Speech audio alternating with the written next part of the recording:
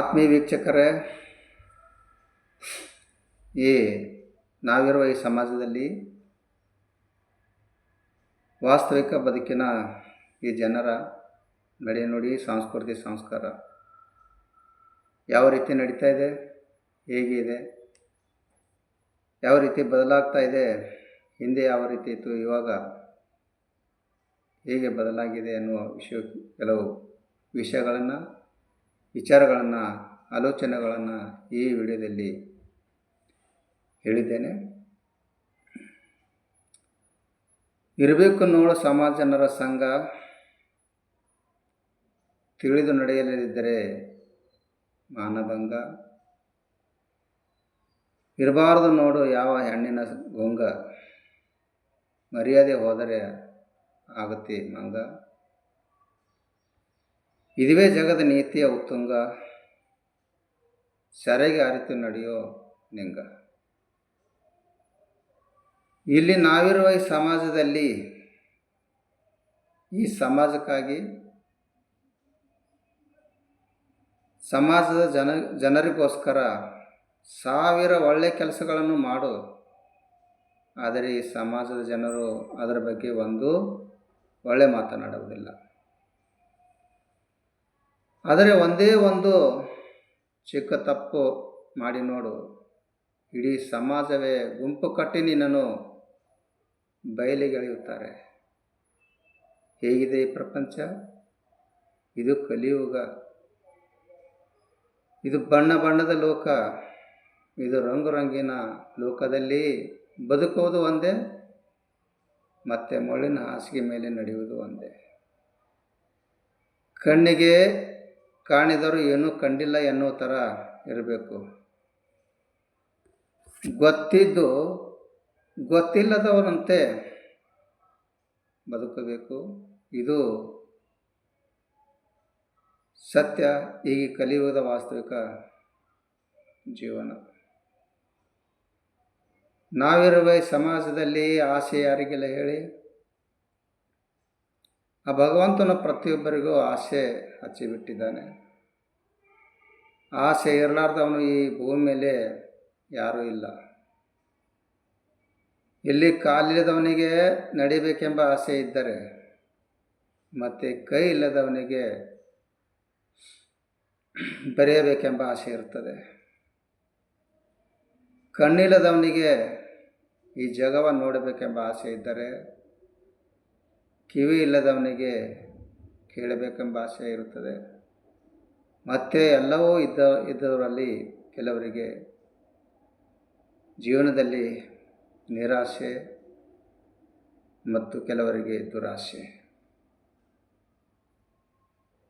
ನಮ್ಮ ಬದುಕಿನಲ್ಲಿ ಯಾರೇ ಆಗಲಿ, ಬಲವಂತವಾಗಿ ಪಡೆದದ್ದು ಬಹುಕಾಲ ಬರುವುದಿಲ್ಲ. ಮತ್ತು ಬೇರೊಬ್ಬರ ಮನವೊಲಿಸಿ ಪಡೆದದ್ದು ನಿನ್ನ ಮನೆ ಹಾಳು ಮಾಡದೆ ಹೊರಡದು. ನ್ಯಾಯಕ್ಕಾಗಿ ದುಡಿದು ಪಡೆದದ್ದನ್ನು ನಿನ್ನ ಬಿಟ್ಟು ಹೋದರೂ ಮತ್ತೆ ಇವತ್ತಿಲ್ಲ ನಾಳೆ ಮತ್ತೆ ಮರಳಿ ನಿನ್ನಲ್ಲಿಗೆ ಬರುವುದು, ಇದು ಸತ್ಯ ಮಾತು. ಅಂಗಡಿಯಲ್ಲಿಟ್ಟು ಮಾರುತ್ತಿದ್ದ ಕಲ್ಲಿನ ದೇವರ ಮೂರ್ತಿಯನ್ನು ತಂದು ಕೈ ಮುಗಿದು ದುಡ್ಡನ್ನು ಕೇಳುತ್ತಾರೆ ಈ ಜನ. ಒಂದು ವೇಳೆ ಆ ಮೂರ್ತಿ ದುಡ್ಡು ಕೊಡುವುದಾದರೆ ಆ ಅಂಗಡಿ ಮಾಲಕನು ಆ ಮೂರ್ತಿಯನ್ನು ಯಾಕೆ ಮಾರುತ್ತಿರಲಿಲ್ಲ? ನಮ್ಮ ಒಳಗೆ ಆ ದೇವರು ಇದ್ದಾನೋ ಇಲ್ಲವೋ ಎಂದು ಹುಡುಕುವ ಬದಲು ನಿನ್ನೊಳಗೆ ನೀನು ಹುಡುಕು. ಈ ಭೂಮಿ ಮೇಲೆ ನಮ್ಮ ಬದುಕು ಸದಾ ಹರಿಯುತ್ತಿರುವ ನದಿಯಂತಿರಬೇಕು. ನೀರಿಲ್ಲದೆ ಅದು ನದಿಯೇ ಅಲ್ಲ, ಅತಿಥಿಗಳಿಲ್ಲದ ಮನೆಯೇ ಅಲ್ಲ, ಫಲ ಕೊಡದ ಅದು ಮರವೇ ಅಲ್ಲ, ಗುರು ಇಲ್ಲದ ಅದು ಶಾಲೆಯೇ ಅಲ್ಲ, ಗುರಿ ಇಲ್ಲದ ಅದು ಜೀವನೇ ಅಲ್ಲ, ಜೀವನದಲ್ಲಿ ನೆಮ್ಮದಿ ಇಲ್ಲದಿದ್ದರೆ ಅದು ಜೀವನೇ ಅಲ್ಲ. ಜೀವನವು ನಿಂತ ನೀರಿನಂತೆ, ಹುಟ್ಟು ಇಲ್ಲದ ಹಡಗಿನಂತೆ ಯಾವತ್ತೂ ಇರಬಾರದು.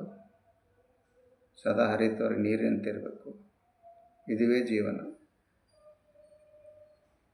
ನಮ್ಮ ಸಾಮಾಜಿಕ ಜೀವನದಲ್ಲಿ ಮನುಷ್ಯನು ಸಂಘಜೀವಿ, ಯಾವತ್ತೂ ಸಮಾಜ ಬಿಟ್ಟು ಇರಲು ಸಾಧ್ಯವಿಲ್ಲ. ಈ ಸಮಾಜ ಜನರೊಂದಿಗೆ ಅರಿತು ಬದುಕುವುದನ್ನು ಕಲಿತುಕೊಳ್ಳಬೇಕು. ಅರಿತು ನಡೆದರೆ ಸತ್ಕಾರ, ಮರೆತು ನಡೆದರೆ ತಿರಸ್ಕಾರ. ಮಾಡು ಗುರು ಹಿರಿಗೆ ನಮಸ್ಕಾರ, ಕೂಡಿ ನಡೆಯಲಿದ್ದರೆ ಬಹಿಷ್ಕಾರ. ಮಾಡು 4 ಜನರಿಗೆ ನಿನ್ನ ಕೈಲಾದಷ್ಟು ಉಪಕಾರ, ಇರುತ್ತದೆ ಎಲ್ಲರ ಸಹಕಾರ. ಒಂದು ಚಿಕ್ಕದಾದ ಮಾತು ಮನುಷ್ಯನ ಮನಸ್ಸನ್ನೇ ಗಾಯಗೊಳಿಸುತ್ತದೆ, ಮತ್ತು ಒಂದು ಚಿಕ್ಕ ಸುಳ್ಳು ಸ್ನೇಹವನ್ನು ದೂರ ಮಾಡಿಬಿಡುತ್ತದೆ. ಒಂದು ಚಿಕ್ಕದಾದ ಅನುಮಾನ ನಮ್ಮ ಸಂಬಂಧವನ್ನೇ ಬೇರೆ ಮಾಡಿಬಿಡುತ್ತದೆ. ಇಲ್ಲಿ ವಿಷಯ ಬಲು ಚಿಕ್ಕದೇ ಆಗಿರ್ಬೋದು, ಆದರೆ ಅದರ ಪರಿಣಾಮ ಮಾತ್ರ ನಷ್ಟವನ್ನುಂಟು ಮಾಡುತ್ತದೆ. ಒಂದು ಅನುಭವದ ಮಾತು. ಅನುಭವ ಇಲ್ಲದ ಜ್ಞಾನವು ಅದು ಪಾತ್ರೆ ಇಲ್ಲದವನಿಗೆ ನೀರು ಸಿಕ್ಕಂತೆ. ನೀವು ಎಷ್ಟೇ ಜ್ಞಾನ ಒಳವರಾಗಿದ್ದರೂ ಸರಿ, ಅನುಭವ ಇಲ್ಲವೆಂದರೆ ನಿಮ್ಮ ಜ್ಞಾನಕ್ಕೆ ಯಾವ ಬೆಲೆಯೇ ಇರಲ್ಲ. ಹೀಗಾಗಿ ಅನುಭವ ಮತ್ತು ಜ್ಞಾನ ಸರಿ ಸಮಾನವಾಗಿರಲಿ.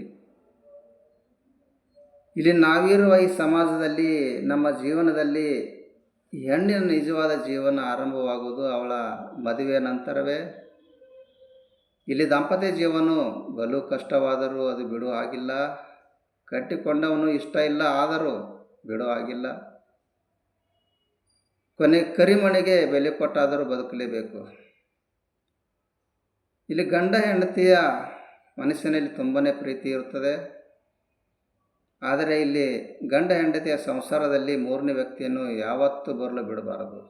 ಇದರಿಂದಲೇ ಗಂಡ ಹೆಂಡತಿಯ ನಡುವೆ ಜಗಳ ಪ್ರಾರಂಭವಾಗುವುದು. ಇದರಿಂದ ಗಂಡ ಹೆಂಡತಿಯ ನಡುವೆ ನೆಮ್ಮದಿ ಇಲ್ದಂಗೆ ಮಾಡುತ್ತಾರೆ ಈ ಸಮಾಜದ ಜನ. ನಮ್ಮ ಬದುಕಿನಲ್ಲಿ